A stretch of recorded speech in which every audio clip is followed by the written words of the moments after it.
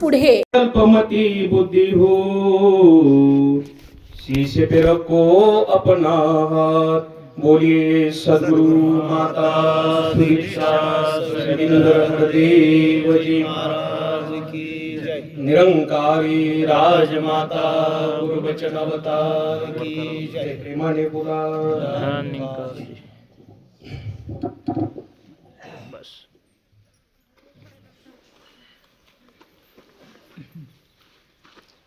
देह त्यागिता मागे कीर्ती उरावी, मना सज्जना ह्याची क्रिया करा। बाबा हरदेव सिंहजी महाराज आपल्या विचारामृतामध्ये सांगतात, विशेषता दो किनारों की नहीं बल्कि उसमें समाहित होने वाली जल की है। विशेषता जन्म आणि मृत्यूला नाही, तर विशेषता जन्म आणि मृत्यूच्या मधल्या अंतराला आहे। प्रेमाने बोला प्रेमाने बोला। जो ज्या पद्धतीने सत्संगजी मधला अंतर काढतो, कीर्ती रूपाने सत्संगजी तो उरत असतो। जन्मा आल्याचे सार्थक विठ्ठलची एक देखील सार्थक करून घेतलं, विठ्ठल परमात्म्याची ओळख याच जन्मात करून घेतली। ही महत्वाचा मुद्दा।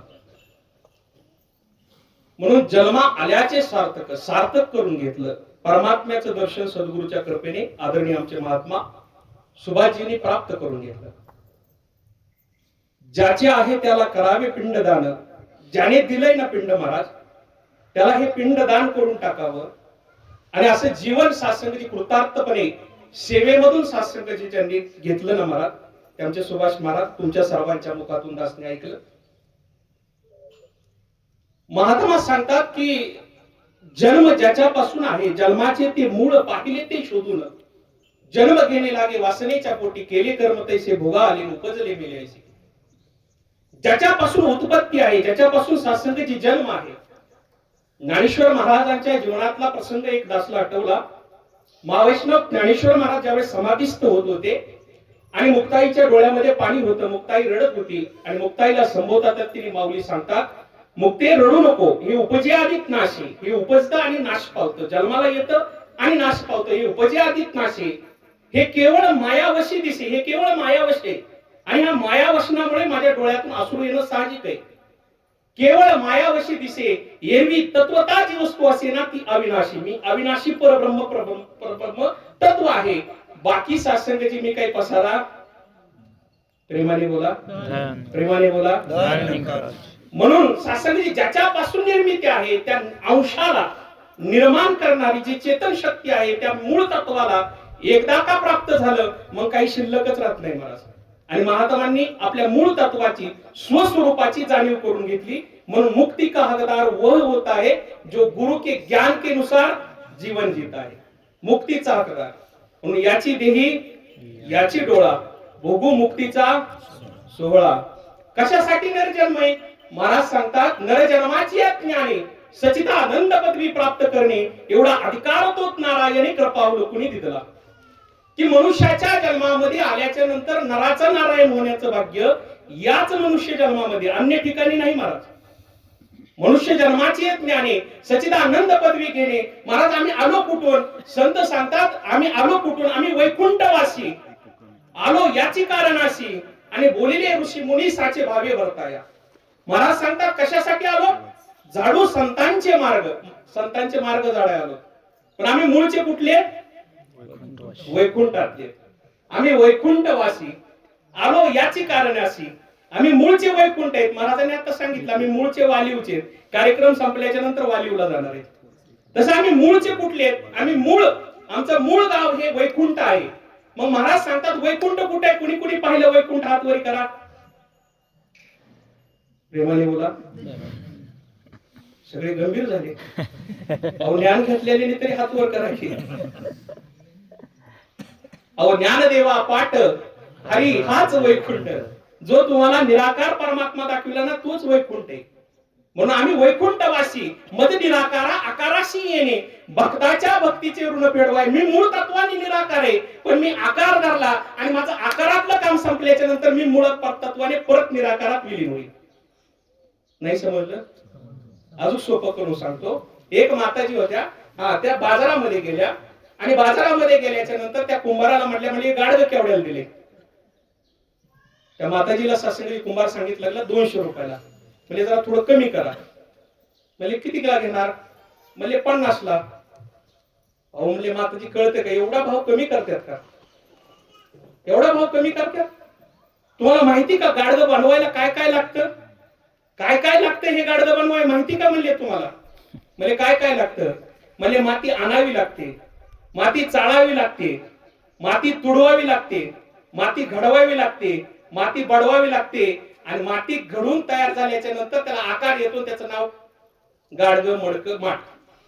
एवढी सगळी प्रक्रिया करावी लागते. तुम्ही त्याची किंमत 200 रुपये करता, 50 रुपये करता. माझं बी गाडगं कितीतरी गोष्टींनी घडलंय महाराज. मी त्याची किंमत काय करतोय आणि ज्याला याची किंमत करता आली ना त्याच्या जीवनाचं सोनं झालं. म्हणून जन्म आल्याचे सार्थक विठ्ठलाची एक देखरिया. म्हणजे केवढ्याला? म्हणजे 50 रुपयाला किंमत करताय. किती प्रोसेस सांगितल्या. माताजीच्या मूळ लक्षात आलं की या सत्संगाची या सर्व गोष्टीचं मूळ माती आहे. त्या माताजीने सांगितलं म्हणजे तुझी माती काढून घेईन गाडगरी जमन. अहो गाडग्यापासून मातीचा जन्म, मातीपासून गाडग्याचा जन्म आहे. तसं मूळ तत्वापासून सत्संगाची तुम्हा आम्हाचा जन्म आहे. आकार फक्त या गोष्टीसाठी आहे की हे जीवन जगण्यासाठी. एकदा आकारातून बाहेर गेलं की शेवटी मातीच आहे. प्रेमाने बोला. म्हणून मी आलो कुठून? आम्ही वैकुंठवासी आलो याच कारण अशी आणि बोलिले ऋषी मुनीसाचे भावे वर्ताया. परमार्थिक कार्य करण्यासाठी आलो आणि माझं कार्य संपल्याच्या नंतर जाणार कुठं? ज्याला पत्ता माहिती तेच जाणार, ज्याला पत्ता माहित नाही ते भरकटणार. म्हणून आम्ही आलो याची कारण अशी आणि बोलिले ऋषी मुनीसाचे भावे वर्ताया. झाडू संतांचे मार्ग, संतांचे मार्ग झाडाय आलो. पण सत्संगाची जन्माला आलो की मी केव्हा केव्हा करायला लागलो. महाराजांनी सांगितलं जन्माला आलो आणि केव्हा केव्हा करायला लागलो. महाराज सांगतात जन्माला आलो आणि केव्हा केव्हा करू लागलो. मातेच्या उदरामध्ये मी परमात्म्याला वचन दिलं आणि ते वचन विसरून मी त्यालाच विचारायला लागलो केव्हा केव्हा केव्हा वचन दिलं. म्हणून लहानपणी अज्ञान, तारुण्या माझी मगर मस्त. लहानपणी अज्ञान, तारुण्या माझी मगर मस्त आणि वर्ता झालं चकर. मग वर्तेपणी सत्संगाची मग जेव्हा येत नाही तेव्हा मग परमार्थाला मनुष्य लागतोय. पण आमच्या महाराजांनी तरुण वयामध्ये हा सत्संगाची परमार्थ केला. प्रेमाने बोला. परमार्थ कशासाठी करायचा हे आज माणसाला समजत नाही. परमार्थ या गोष्टीसाठी करायचा आहे की माझ्या गाडीवर गाडी होण्यासाठी, माडीवर माडी चढण्यासाठी किंवा भौतिक प्रपंचामध्ये प्रगती होण्यासाठी परमार्थ नाही. महाराज सांगतात परमार्थ या गोष्टीसाठी आहे की शेवट तो माझा भलाभाऊ गोड झाला. शेवट गोड करण्यासाठी याच्यासाठी केला होता टास. शेवटचा दिस गोड व्हावा. प्रेमाने बोला. मग कसा गोड होईल माताजी? कसा गोड होईल?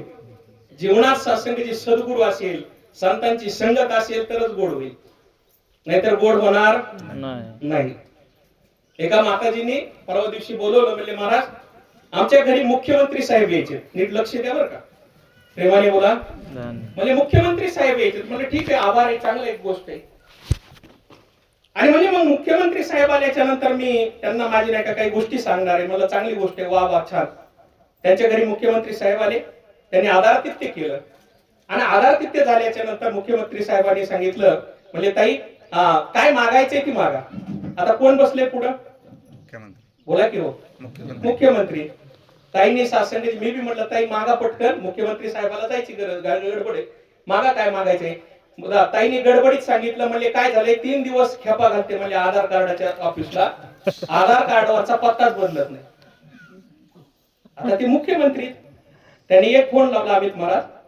फोन सोर्स सगळं सांगितलं. 1 मिनिटात त्यांचा आधार कार्डवरचा पत्ता बदलला. की पत्ता बदलला आणि पत्ता बदलल्याबरोबर ताई खुश झाल्या. मुख्यमंत्री साहेब निघून गेले. मी ताईला म्हणलं जो मुख्यमंत्री आधारासाठी वापरायचा होता तुम्ही आधार कार्ड साठी वापरून घेतला. नरजन्म मिळालाय कशासाठी? अहो गाडी बंगला माडीवर माडी चढायच्यासाठी नाही, तर नर जन्माचे ज्ञाने सच्चिदानंद पदवी प्राप्त करणे आणि एवढा अधिकार तो नारायणी कृपा अवलोकनी दिला. अहो नराचा नारायण होण्याचा अधिकार ह्या जन्मामध्ये, पण मनुष्य आधाराला परमात्मा घ्यायच्या ऐवजी आधार कार्डला परमात्म्याला वापरायला लागला. आणि या संत जनानो अनाडी दुनिया प्रभूजी कैसे तरियो, कसं तरणार दुनिया महाराजांनी सांगितलं. जिने बाप को रोटी न देवे मरे बाप को कवा बोलावे, अनाडी दुनिया प्रभूजी कैसे तरियो, कैसे तरणार. पिंड पदावरी केली आपुली आकरी, माझे झाले गयावर जन फिटले पितराचे ऋण. महाराज सांगतात मी माझ्या स्वतःच्या हाताने माझा पिंडदान परमात्म्याच्या स्वाधीन व्हायला आणि माझं गयावर्जनही झालं, माझ्या पितराचं ऋणही फिटलं. कधी गेल्याच्या नंतर का महाराज. अहो जिवंतपणी ज्याने हे सुंदर काया दिली, ज्याने जन्मा घातिले, अवघे ब्रह्मांड निर्मिले, तयाशी ना सजविले तो पतित. ज्याने निर्माण केलं त्याच्या सत्तेला जर नाही जाणलं ना, महाराज सांगतात तो पतित आहे. आणि महाराजांनी जन्म आल्याचे सार्थक, या जन्मी तरी साधे नारायण, नाही तरी हिन पशुन. या जन्मामध्ये परमात्म्याची ओळख करून घेतली, म्हणून साधावा तो देव सर्वस्वेसाठी आणि सर्वस्व सुखासाठी परमात्मा साधून घेतला आणि आपली मोक्षाची वाट सत्संगाची महापुरुषांनी पक्की केली. प्रेमाने बोला.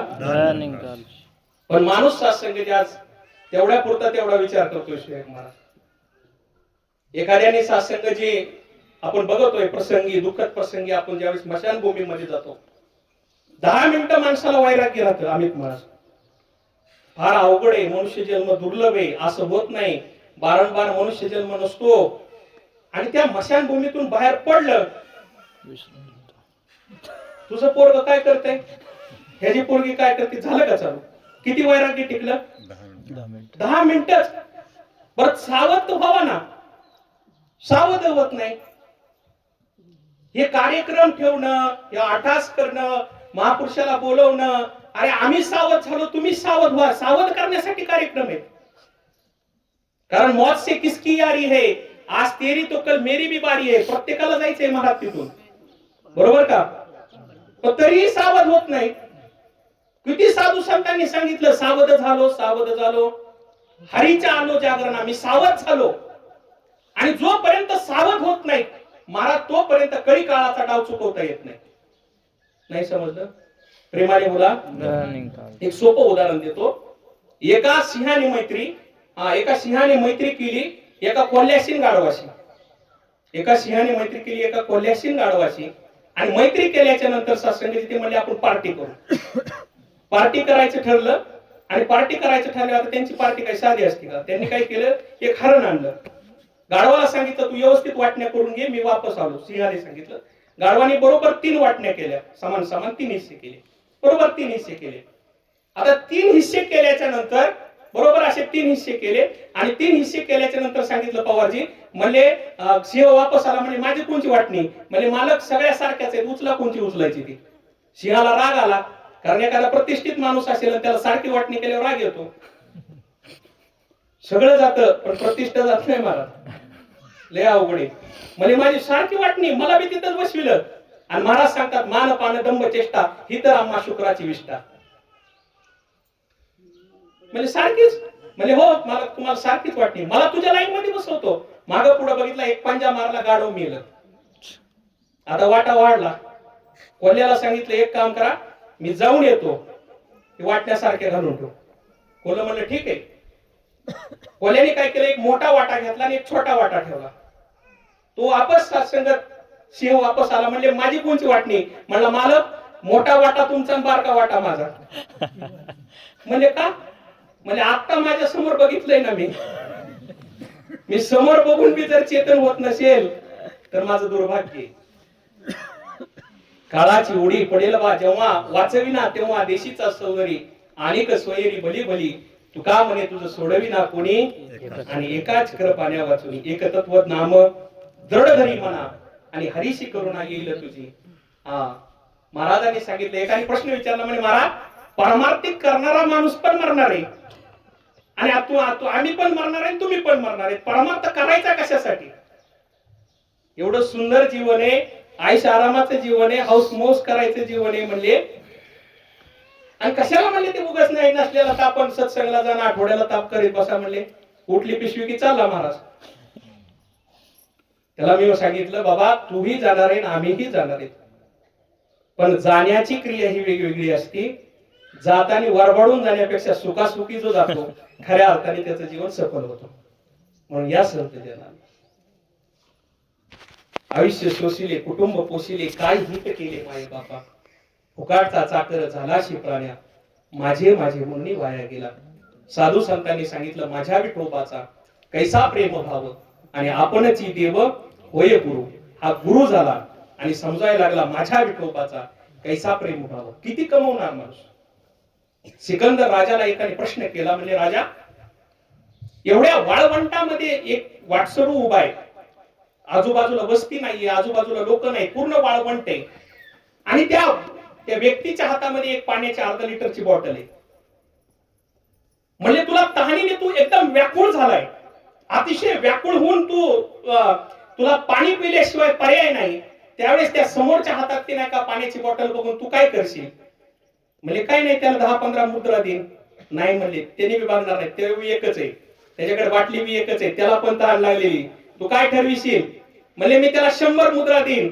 अरे म्हणले, राजा परत विचार कर, तू तहानेने व्याकुळ आहे, तोही तहानेने व्याकुळ आहे, उभा वाळवंट आहे, पाण्याची सोय नाही, तिथं तू काय करशील?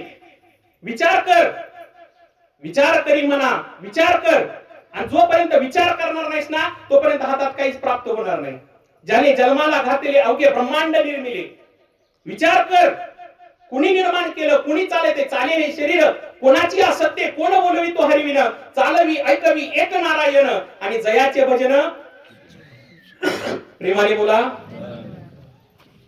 कोण चालवतंय, कोण ही सृष्टी निर्माण करतंय? विचार कर राजा. राजाने सांगितलं, एक काम करतो, म्हणजे त्याला अजून 1000 मोहरा देतो. अरे राजा, किती वेळ आहे रे तू? अरे एकच पाण्याची बॉटल आहे, अर्धीच पाण्याची बॉटल आहे, आणि अर्ध्याच पाण्याच्या बॉटल मध्ये तू त्याचं कसं भागवणार, तुझं कसं भागवणार? विचार कर, परत विचार कर. राजा सासंग हुशार झाला. राजा म्हणला, मी त्याला अर्ध राज्य देईन. अजूनही आकड जाईना. राजाने सांगितलं, त्या पुढच्या माणसाने राजाला सांगितलं, राजा विचार कर, एकच पाण्याची बॉटल आहे, अर्धच पाणी आहे, अर्ध लिटरच पाणी आहे, त्यालाही तहानेने व्याकुळ आहे, तूही तहानेने व्याकुळ आहे. आता शेवटची टाइम आहे, शेवटची टाइम आहे, तू सांग त्याला काय देणार? राजाने सांगितलं, मी अख्खं राज्य त्याला देऊन टाकेन. अख्खं मी जेवढं कमीलंय ना, जगत जेता राजा सिकंदर सांगतो, मी त्याला जेवढं कमीलंय सगळं देऊन टाकेल. त्या माणसाने पुढून उत्तर दिलं, म्हणजे राजा आयुष्य घातलं बाटली एवढंच कमीलं होईल. प्रेमाने बोला. मन मरी ना माया मरी, मरमर गया शरीर, आशा तृष्णा नामरी, कहे गए संत कबीर. या संत जनाला, ज्याचे इहलोकीची सुखी नाही, त्याचे परद्रव्य पुससी काही. माऊली सांगतात, ज्याला इहलोकामध्ये सुख नाही, त्याचा परलोक कसा सोयीला होईल? आणि ज्याने इहलोकामध्ये गुरुचरणावरती अख्खं जीवन वाहिलं, त्याचा परलोक 100% सोयीला होतो, 100% सोयीला होतो. म्हणून या संत जनाला नरदेहाचे ज्ञाने सच्चिदानंद पदवी प्राप्त करणे, आणि एवढा अधिकार तो सत्संगाची त्याने आपल्याला दिलाय. आणि त्या नराचा नारायण बनण्याचं काम याच जन्मामध्ये. म्हणून एक एक एवढी कोटी कोटी फिरा, तेव्हा लागे वारा माणसाचा, शेवटची पाळी एक मनुष्य जन्म, आणि चुकली या वर्म फेरा पडे. वर्म चुकलं की फेरा पडल्याशिवाय राहणार नाही. म्हणून या सत्संगाची सद्गुरुशी शरण जाय, त्याशी ब्रह्म प्राप्ती होय, नलगे अनेक उपाय जर धरी सद्गुरूचे पाय. नामदेवांनी नाही का प्रश्न केला, देव बोले नामे ऐक गुह्य गोष्ट, जेणे होय संसाराची त्रटी. हा, तुला जर जन्माचं सार्थक करायचं असेल ना नामदेवा, हा काय कर, तू सद्गुरूला शरण जा. देव बोले नामे ऐक गुह्य गोष्ट, जेणे होय संसाराची त्रटी. सद्गुरू वाचून मुक्ती तुझं नाही, तारावया संसारा. जाई नाम्या वेगे शरण जाय, विसोबाशी विसोबाला शरण जा. पण नामदेव महाराज तितके कट्टर भक्त होते, अमित महाराज. त्यांनी प्रश्न केला, म्हणजे लोका सांगे ब्रह्मज्ञान, स्वतः कोरडे पाषाण. म्हणजे तू केलाय का जीवनामध्ये सद्गुरू? प्रश्न आहे ना. तू केलाय का म्हणजे जीवनामध्ये सद्गुरू? रामाचे गुरु वशिष्ठ, प्रभू कृष्णांचे गुरु, आणि विठ्ठलाचा गुरु कोण आहे? प्रश्न आहे का नाही? म्हणजे तू केलाय का जीवनात सद्गुरू? मग मला का सांगतोय? त्यावेळेस विठ्ठलाने सांगितलं, अरे मी पण माझ्या जीवनामध्ये सद्गुरू केलाय. जोवरी नाम्या नाही सद्गुरु शरण, तोवरी मी स्वप्नीचे धन. जोपर्यंत सद्गुरूचं दर्शन तुझ्या जीवनामध्ये नाही ना, तोपर्यंत ते स्वप्नातलं धन आहे ते कधी कामाला येत नाही.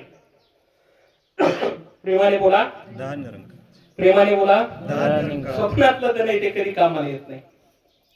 आणि हे आज जे जगतायत ना ते पण स्वप्नात कामाला येत नाही. म्हणून दोन्ही स्वप्नच आहे. नाही समजलं?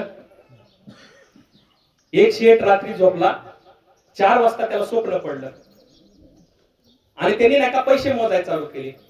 सकाळी 6 वाजेपर्यंत त्यांनी 99,000 मोजले. 1,000 1 लाखाला कमी होता. तेवढा त्याचा शागिर्द नावाचा नोकर आला. त्याने उठवलं, हलवून उठवलं. म्हणजे उठ. मला कुठला म्हणजे मला का उठवलं? अरे 99,000 पर्यंत आलो होतो, 1,000 कमी पडला, तेवढा तू उठवला. किती येडा आहे म्हणला तू. आता 1,000चं काय करू? नोकराच्या ध्यानात आला, मालक अजून बी स्वप्नात आहे. 1,000 कमी पडलाय, अरे तू कशाला मला उठवलं? मालक नोकराच्या लक्षात आलं. नोकर म्हणला, मालक एक काम करा, तुमचे 1 लाख बरोबर करून देतो, ते 99,000 इकडे आणा. देता येतील महाराज? म्हणजे स्वप्नातलं सत्यात कामाला येत नाही आणि सत्यातलं स्वप्नात कामाला येत नाही. म्हणून दोन्ही स्वप्नच आहे. नाही समजलं?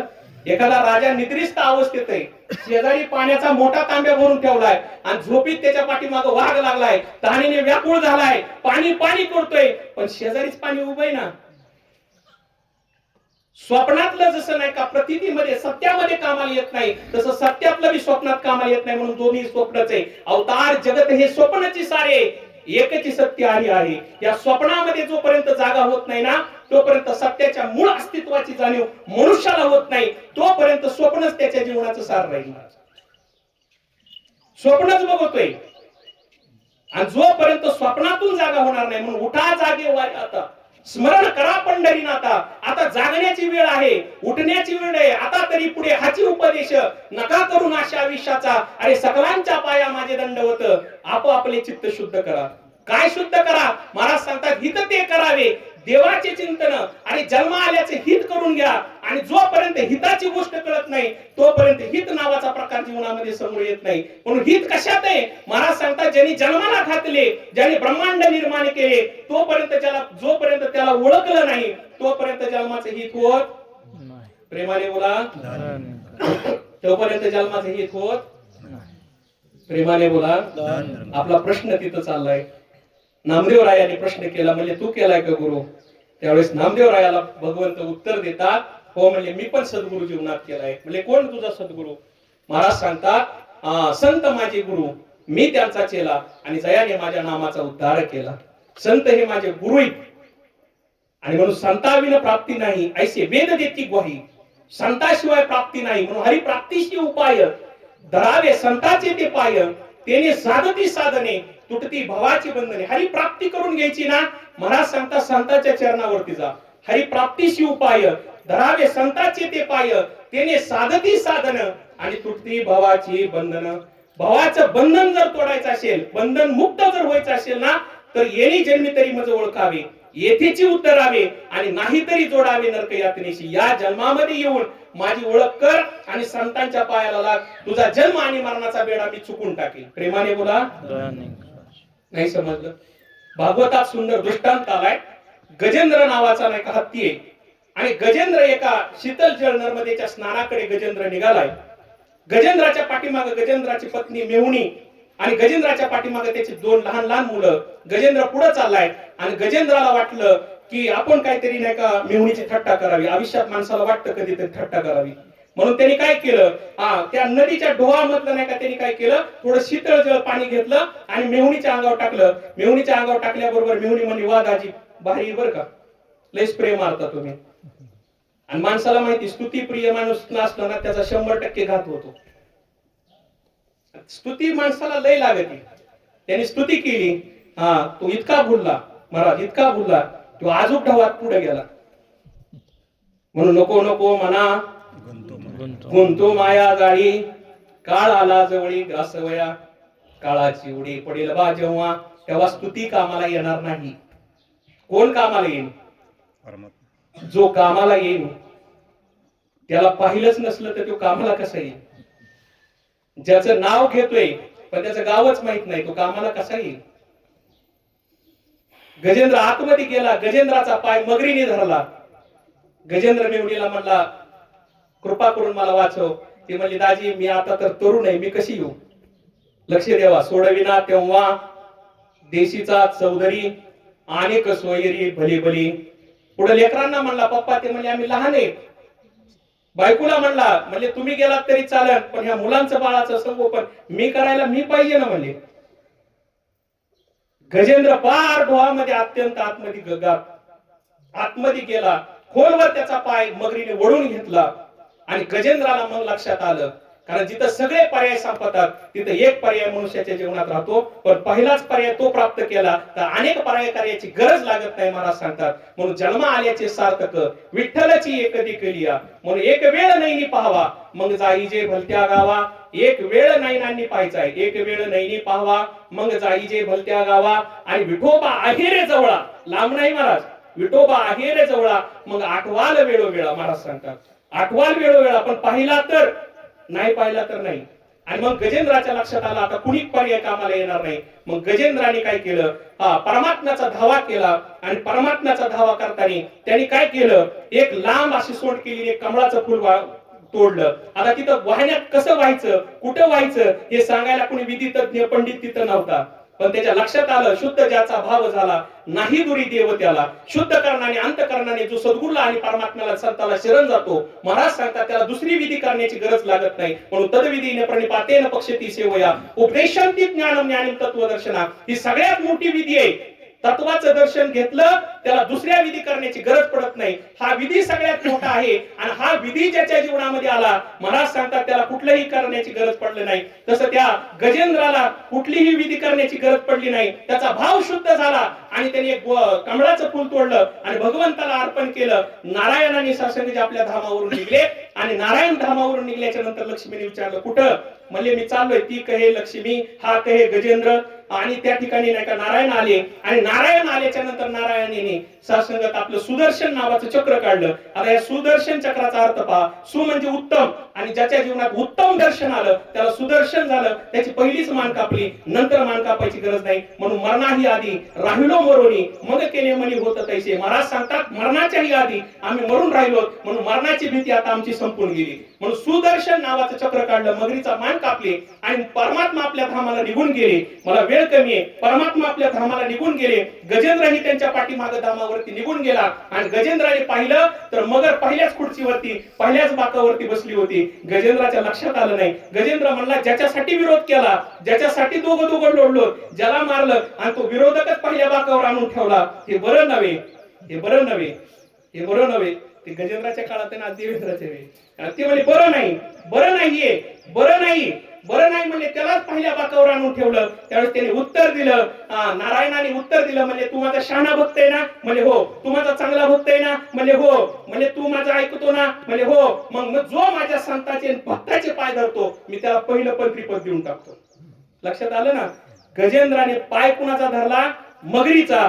मगरी हा नाही का मगरीने पाय कुणाचा धरला? गजेंद्राचा. आणि गजेंद्र हा नारायणाचा भक्त ठरला. म्हणून जो भक्ताचे आणि संतांचे पाय धरतो, महाराज सांगतात त्याला अन्य ठिकाणी पाय धरण्याची गरज पडत नाही. म्हणून चरण सद्गुरूचे हे अति पावन, पावन याची पूजा असे. आणि जो पूजी चरण सद्गुरूचे तो जगी भाग्यवान असे. 68 तीर्थांचं पवित्र स्थान जर कुठं असेल ना तर ते सद्गुरूचं चरण आहे. आणि ज्यांच्या जीवनामध्ये हे सद्गुरूचं चरण आलं, महाराज सांगतात ती इहलोकीची यात्रा संपन्न करून परलोकामध्ये आगमन झालं. म्हणून याची देही याची डोळा भोगू मुक्तीचा सोहळा. म्हणून या संत जनांनो, हे सर्व सत्संगाची कटोते, हे सत्संगाची सर्व लयाला जाणारे. मी म्हणजे शरीर नाही, मी म्हणजे सत्संगाची पंचमहाभूतापासून बसलेला आकार नाही. मी मूळ तत्व निर्गुण निराकार परधर्म परतत्व परब्रह्म आहे. ही जाणीव ज्याला असती ना महाराज, तो सत्संगाची ह्या भौतिकतेच्या गोष्टीमध्ये, या बाकीच्या गोष्टीमध्ये गुंतत नाही. आणि जो बाकीच्या भौतिकतेमध्ये गुंततो, महाराज सांगतात तो सत्संगाची परत जन्माला येतो आणि परत सत्संगाची जन्म घेतो.